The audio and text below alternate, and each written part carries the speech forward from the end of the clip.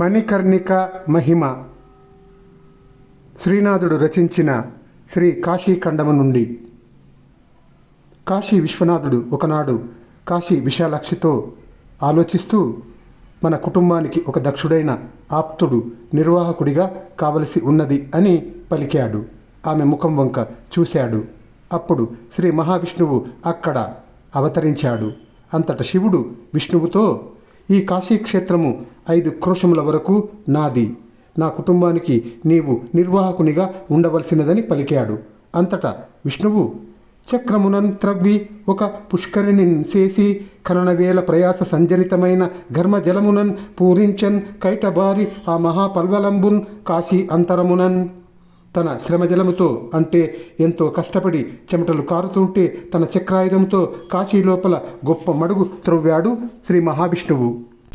ఆ కాసారమును నిర్మించాక శ్రీ మహావిష్ణువు ధ్యానించగా శివుడు వచ్చి దానిని చూసి పొగుడుతూ ఉండగా, ఆ త్రినేత్రుని కుడి చెవికి అలంకారంగా ఉండిన మణికర్ణిక ఆ సరస్సులో పడిపోయింది. అందువల్ల ఆ సరస్సుకు మణికర్ణిక అనే పేరు వచ్చింది. ఆ సరస్సు ఒడ్డుననే శివుడు కాశీతీర్థ మహిమ గురించి విష్ణువుకు ఇలా చెప్పసాగాడు. ఈ మణికర్ణిక తీర్థముతో వ్రతాలు, తపాలు, దానాలు సమానము కావు. ఈ కాశీలో మరణిస్తే మోక్షమే లభిస్తుంది. ఆ మరణించినవి శశకములైనను కావచ్చును, మశకములైనను కావచ్చును. ఈ కాశీలో కృతయుగమే నడుస్తూ ఉంటుంది. ఎప్పుడు ఉత్తరాయణమే ఉంటుంది. ఈ కాశీలో 5 పగళ్ళు 5 రాత్రులు నివసించిన వారికి 4 వేదాలను అధ్యయనం చేసిన పుణ్యం లభిస్తుంది.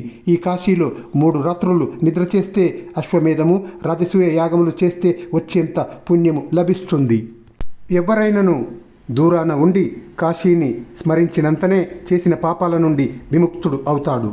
కాశీలో ప్రవేశించే ముందరే మనిషికి అంటుకున్న పాపాలన్నీ తొలగిపోతాయి.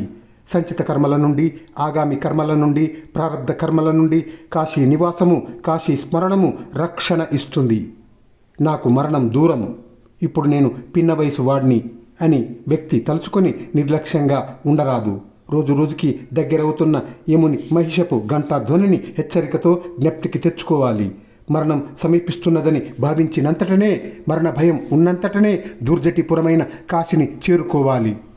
ఒకానొకప్పుడు భగీరథుడనే రాజర్షి తన పూర్వీకులైన సగర పుత్రులను నరకం నుండి ఉద్ధరించడానికి పెద్ద తపస్సు చేసి ఆకాశగంగను భూలోకానికి తీసుకొని రాగా, ఆ ఆకాశగంగ ఈ మణికర్ణికపై ప్రవహిస్తూ వెళ్ళినందున ఈ మణికర్ణిక తీర్థము నరులకు, ఇతర ప్రాణులకేగాక దేవాసురులకు కూడా వర్ణించటానికి శక్యం కాకుండా ఉండినది.